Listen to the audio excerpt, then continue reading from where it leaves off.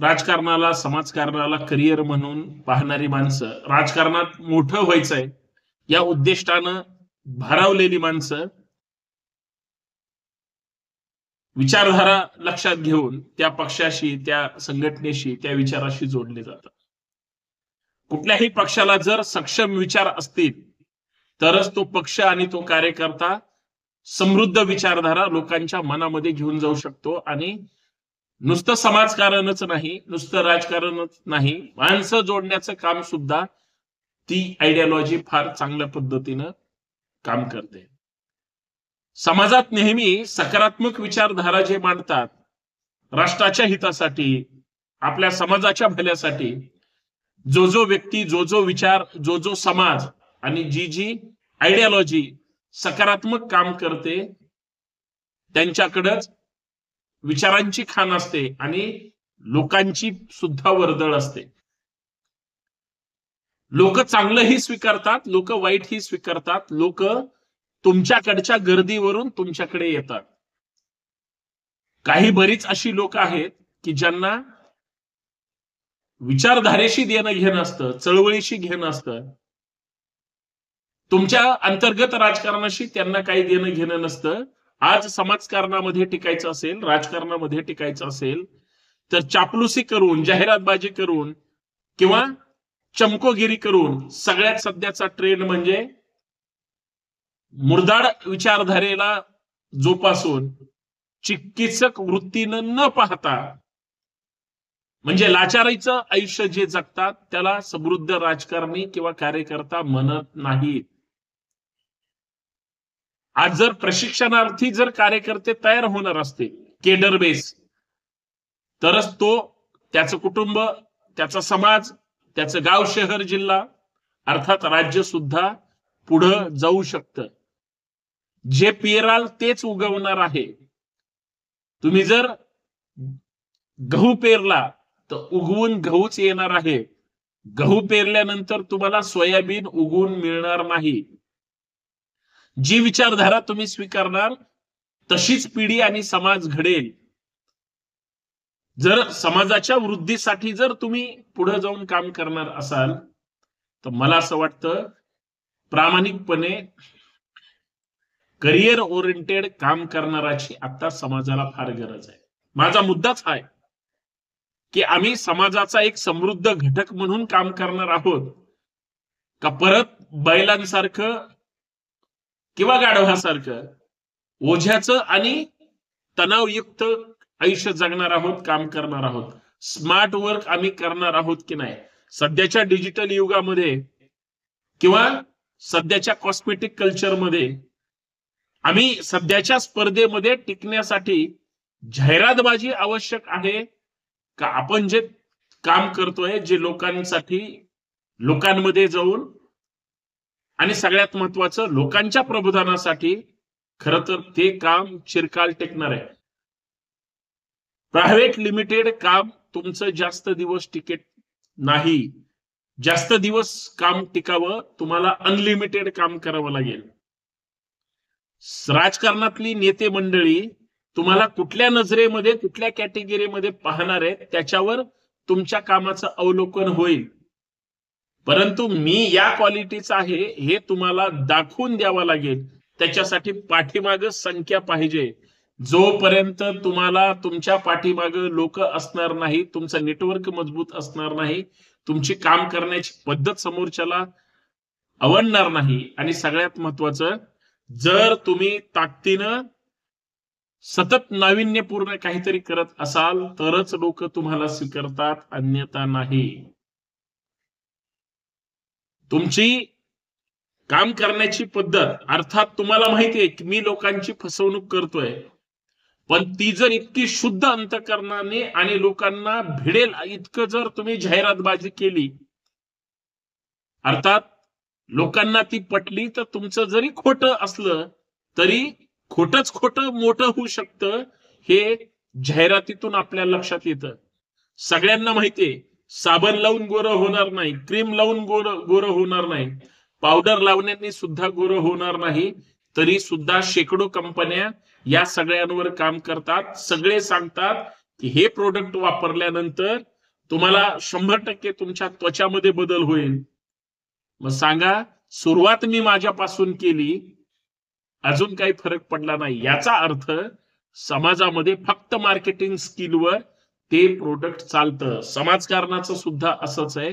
लोकांमध्ये जाऊन लोकांसाठी जर तुम्ही काम केलं, समाजकारणातूनच राजकारणाचा राजमार्ग सुद्धा आपल्याला मिळू शकतो. सध्या मी ज्या सुरुवातीच्या शब्दांना स्पर्श केला होता, की ज्या संघटनेकडे किंवा पक्षाकडे विचारधारा नसेल, ती संघटना किंवा तो पक्ष आणि तो नेता सुद्धा जास्त दिवस त्याचं दुकान चालवू शकत नाही. ज्या कार्यकर्त्यांकडे आयडियोलॉजी नसेल, ते पक्ष आणि ते संघटना टिकलेल्या नाहीत. तुम्ही काय देणार लोकांना? काय अपेक्षित आहे? जे कोणी नवीन तरुण हा व्हिडिओ पाहतील त्यांना एक नक्कीच प्रश्न पडेल, या व्यक्तीला नेमकं सांगायचंय काय? त्यावेळेस मी तुम्हाला पुढच्या शब्दात सांगणारच आहे, तुम्हाला जर आदर्श भारतीय नागरिक व्हायचं असेल आणि आपल्या विचारधारेचा एक चांगला कट्टर केडरबेस कार्यकर्ता व्हायचा असेल तर प्रचंड कष्ट करण्याची ताकद, मान मिळो की न मिळो, सन्मान मिळो की न मिळो, काम करण्याची धडपड, लोकांमध्ये सातत्य ठेवण्याची तुमची इच्छाशक्ती आणि सगळ्यात महत्वाचं, तुमच्या सोबत किती आहेत याला काहीच महत्व नाही. तुमच्या सोबत कशा पद्धतीने काम करतायत आणि तुमची जी टीम आहे, तुमची जी माणसं आहेत, किंवा तुम्ही फक्त एकटे स्वतः असू द्या, भारावल्यासारखं जोपर्यंत काम करणार नाही, आपण जे काम करतोय, जो आपला ब्रँड आहे, ते जर लोकांपर्यंत पोहोचवण्यात तुम्ही यशस्वी झालात, असे बरेच जण आहेत बाहेर मार्केटमध्ये, तरी सुद्धा तुम्ही यशस्वी झालात आणि तुमच्यावर लोकांनी विश्वास ठेवला. कारण हे सगळं काम करत असताना तुम्ही लोकांना विश्वासार्हता त्यांची संपादन करणं गरजेचं आहे. त्यांना कळलं पाहिजे की तुम्ही फक्त आणि फक्त समाजासाठी काम करतोय. त्यांना हे सुद्धा कळलं पाहिजे की हे प्रामाणिक आहे. तुमच्यावर विश्वास बसल्याशिवाय लोक तुम्हाला स्वीकारणार नाहीत. आणि सगळ्यात महत्वाची, तुमच्यात चिकाटी असली पाहिजे. तुम्ही आक्रमक थोडंफार असलंच पाहिजे. तुमचा अभ्यासपूर्ण मांडणी असली पाहिजे आणि तुमचं सगळ्यात महत्वाचं प्रत्येक क्षेत्रातलं वाचन असलं पाहिजे. आज तशा लोकांची गरज आहे जे की मिळत नाही. अर्ध्या हळकुंडाने किंवा पैशाच्या जोरावर कुणीही स्वतःचा प्रचार करेल, माझ्याकडे पैसा नाही,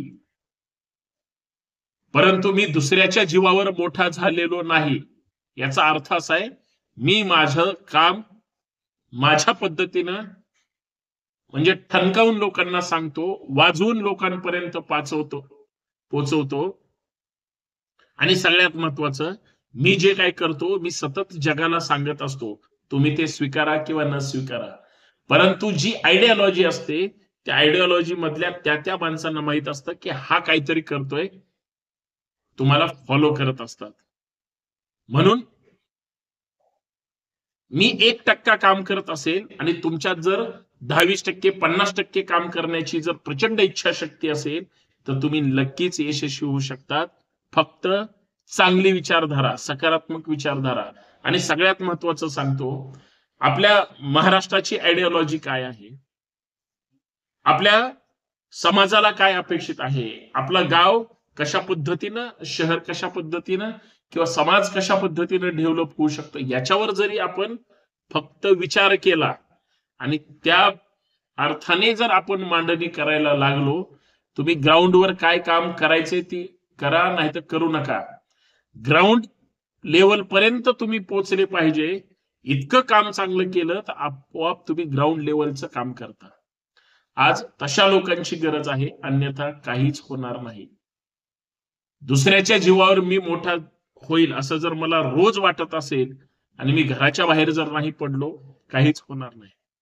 घरातून सुद्धा लोकांपर्यंत पोहोचवण्याची किंवा तशा पद्धतीने काम करण्याची गरज आपल्याला आलेली आहे. त्या दृष्टिकोनातून प्रयत्न करा. एवढंच मला म्हणायचंय. कार्यकर्ता म्हणून तुम्ही काम करताय ना, तर कार्यकर्ता म्हणून इतकं चांगलं काम करा की तुम्ही कार्यकर्ता असलेला अभिमान एक सहकारी म्हणून, नेता म्हणून किंवा काहीही म्हणा, तुम्हाला लोकांनी कौतुकानेच तुमच्या पाठीवर थाप दिली पाहिजे. इतकं आदर्श काम करा, तरच तुम्ही समाजकारणात आणि राजकारणात यशस्वी व्हाल.